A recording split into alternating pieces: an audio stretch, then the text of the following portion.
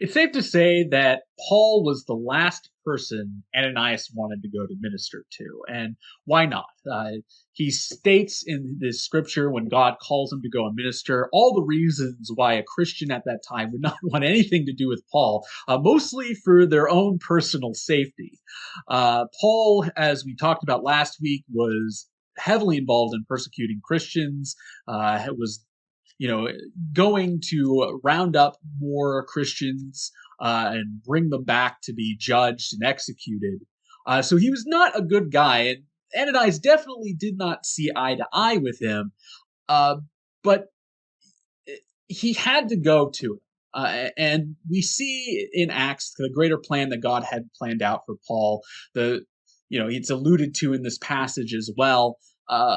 But he had to go to him because God did call him to minister to him. And oftentimes, we will find ourselves called to minister to people who we really don't want to deal with, who probably as a result of not seeing eye to eye with, maybe they have opinions on certain things that upset us, that make us angry. And that shouldn't be a reason to stop us from going and talking to them and bringing the word to them.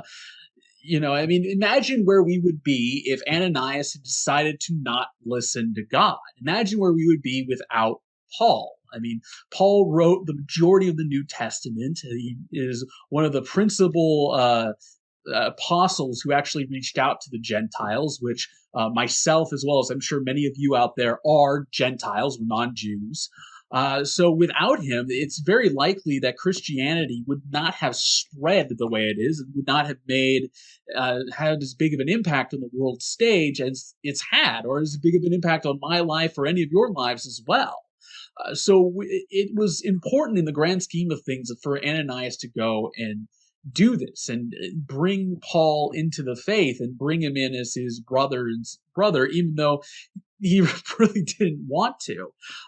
For us as well, when we are ministering to those that we don't necessarily see eye to eye with, or to those that we don't necessarily want to minister to, we should do so and go in the way that sort of Ananias did. We should go with that compassion that God has for all of his people, and we should go in faith knowing that God has a greater plan and that our own contribution is going to greatly impact this individual's life, as well as possibly 100 more lives than we could ever imagine. We should not necessarily go, and I think it's important to point out here, Ananias did not go up to Paul and start arguing theology with him as he was sitting there in need. He just went and said, "Hey, Paul, I'm here to heal you, and let's get on with it." And I think that is important. I think we need to act with compassion towards those that we don't necessarily see eye to eye with, even if they absolutely hate us. Because at the end of the day, we have been called to minister.